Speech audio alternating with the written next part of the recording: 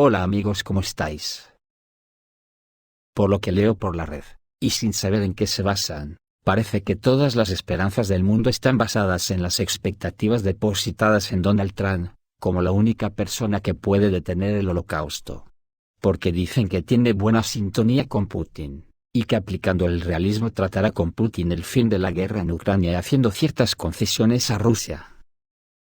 Pues vuelvo a repetir, no alcanzo a comprender en qué se basan para pensar eso. Lo único que creo es que posiblemente apliquen esa lógica mental que consiste en confundir los ansiosos deseos con la realidad. Veamos. Ayer Estados Unidos bloqueó en las Naciones Unidas una resolución que por unanimidad se había alcanzado para pedir el fin del genocidio en Gaza, y Estados Unidos fue el único que la vetó. Paralelamente, esta noche, el Senado de Estados Unidos bloqueó 3 proyectos de ley para detener el suministro de armas a Israel. La primera propuesta es para detener el suministro de proyectiles de tanque a Israel. 79 votaron en contra y 18 a favor. En la segunda, 278 votaron en contra y 19 apoyaron para detener el suministro de granadas de mortero a Israel. Y la tercera propuesta, dejar de suministrar kits de bombas guiadas de precisión, recibió 80 votos en contra y 17 a favor. Esta misma noche Israel, para celebrarlo, ha seguido bombardeando a la población civil no solo de Gaza, donde ha matado a más de 80 civiles, sino que ha realizado ataques en Líbano y Siria. Ahora solo falta el último dato de esta ecuación, y es el que Donald Trump ya ha mostrado su total apoyo a Netanyahu, para que siga con su genocidio. Entonces la pregunta es, ¿por qué tienen tantas esperanzas de que Trump va a parar la guerra de Ucrania? La autorización de efectuar ataques al interior de Rusia es una decisión peligrosa, propia de una nación estadounidense que durante años ha atizado el fuego de la guerra y la destrucción, las presiones y conflictos en amplios frentes internacionales. Contra la República Popular China, en Latinoamérica, y en África, apoyando a viejos imperios coloniales en su conducta neocolonial, como ha sido el caso de Francia. También en Asia Occidental, especialmente contra Palestina, el Líbano, Siria, Irak, y contra la República Islámica de Irán, con Washington apoyando contra viento y marea el genocidio que el nacionalsionismo israelí lleva a cabo contra el pueblo palestino y el libanés. Coacciones que solo demuestran que el desbalance del poder internacional, que se ha vivido por décadas, se inclina, lenta y sostenidamente, a favor de aquellas potencias, como la República Popular China, la Federación Rusa, y en general los miembros de los BRICS y aquellos que se han ido incorporando, y que se ha comenzado a imponer como concepto geopolítico, como es el sur global.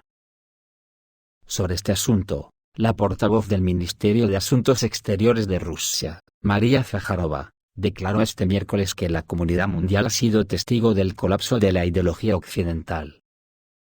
El mundo entero, la mayoría mundial, vio el monstruoso colapso de la ideología occidental y no se puede ocultar.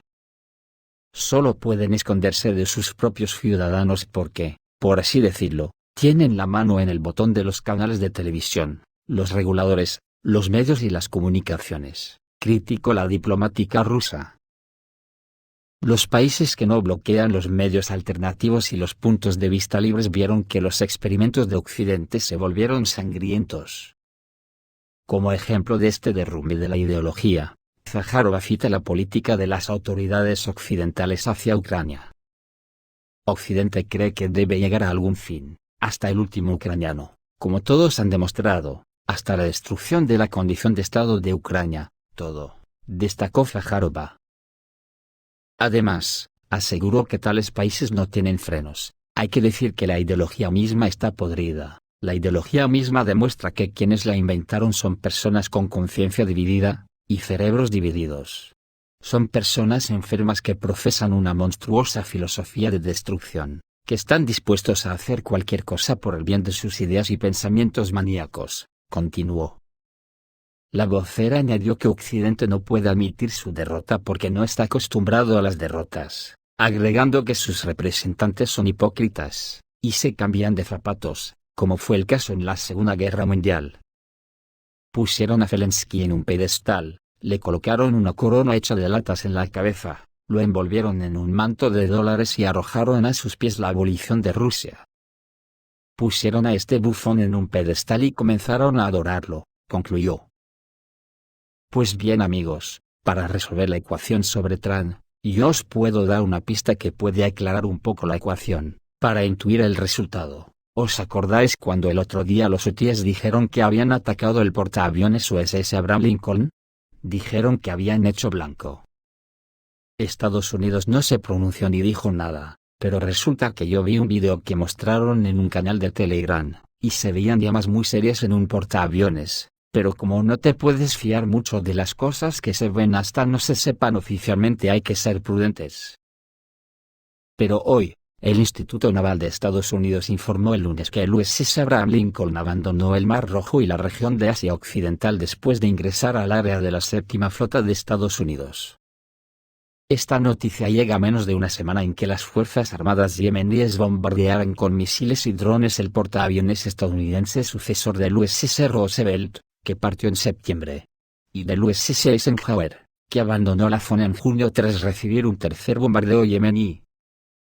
Es la segunda vez que la región no tendrá portaaviones en más de un año. La última vez que Estados Unidos dejó Asia Occidental sin un grupo de ataque de portaaviones fue en junio. El grupo de ataque del portaaviones Abraham Lincoln fue enviado a la región en agosto para proteger a Israel, uniéndose al grupo de ataque del portaaviones Theodore Roosevelt, antes de que este último partiera en septiembre. Y aquí surge la pista para la ecuación, con la humillación que supone para el orgullo del Pentágono que sus portaaviones sean alcanzados por misiles hutíes. La primera pregunta que se están haciendo es, ¿quién suministra estos misiles a los hutíes? ¿Blanco y en botella? Por eso digo que no sé, en qué se basan para tener tantas esperanzas en que Donald Trump y los que están por encima de él, pacificarán el mundo. Ya en Ucrania, se está produciendo un gran apagón generalizado, que según el político Oleg Tsarev, ayudará al pueblo de Ucrania, y luego al mundo entero, a comprender la gravedad de la situación. Hoy día 21 de noviembre se está produciendo otro ataque generalizado con misiles hipersónicos. No está claro de dónde llegan, pero 40 de los últimos misiles impactaron en toda Ucrania incluida Kiev atacada con dagas. Después de que aparecieron informes de ataques a la región de Kursk por parte de misiles británicos Storm Shadow, los políticos oficiales militares occidentales, que todavía tenían el instinto de autoconservación, se congelaron anticipando la respuesta de Rusia. Muchos se preguntaron qué opción elegiría Rusia. Y en la mañana del 21 de noviembre empezó. Rusia ha lanzado los últimos misiles, unos 40, los ucranianos escriben que son más potentes y más rápidos que los Kinzhal. En la mañana del 20 de noviembre ocurrió un incidente sin precedentes, poco después de que publicaciones occidentales publicaran la noticia de que Gran Bretaña y Estados Unidos permitieron que fueran atacados los viejos territorios de Rusia con ataques de largo alcance y misiles Storm Shadow. La OTAN golpeó en la región de Kursk con Storm Shadow.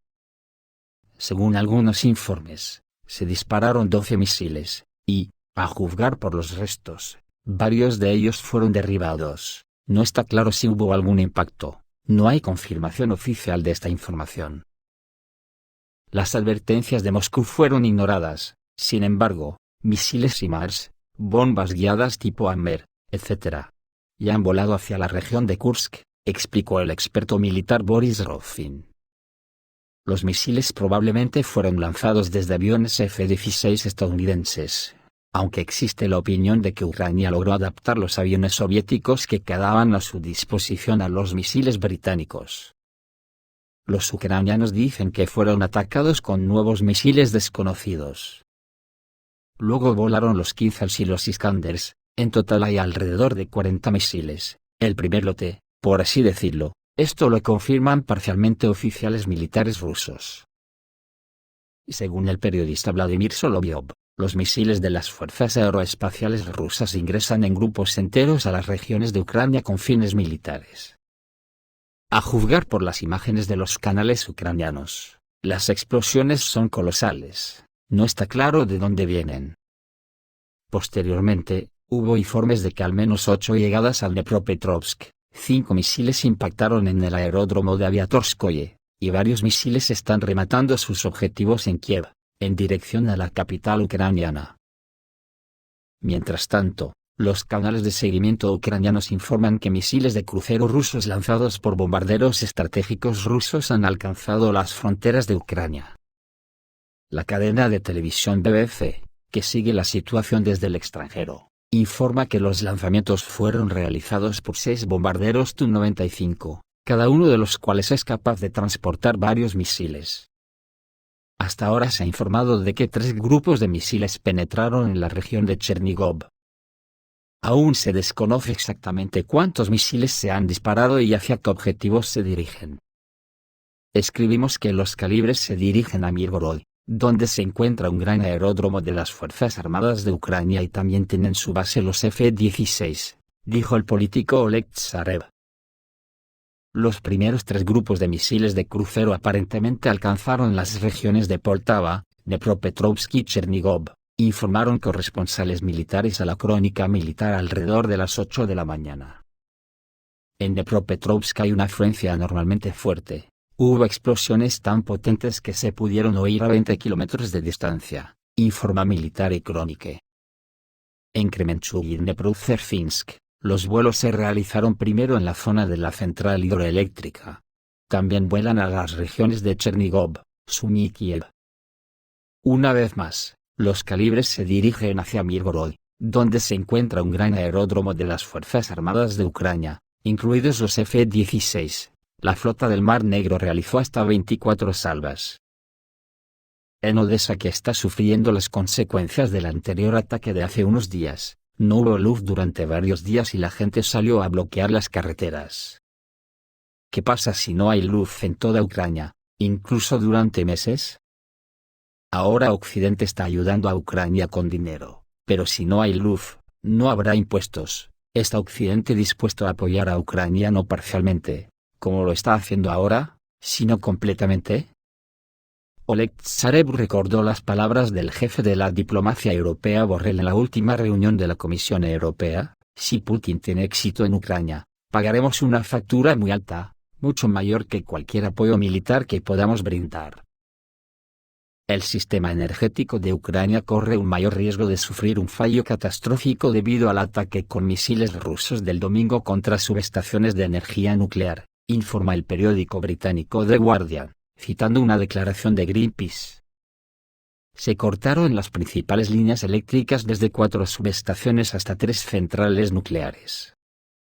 El experto militar Vladislav Surigin señala que esta vez la respuesta de Moscú será lo más dura posible y en varias fases, mientras cree que el Kremlin prescindirá por completo del uso de armas nucleares por el momento.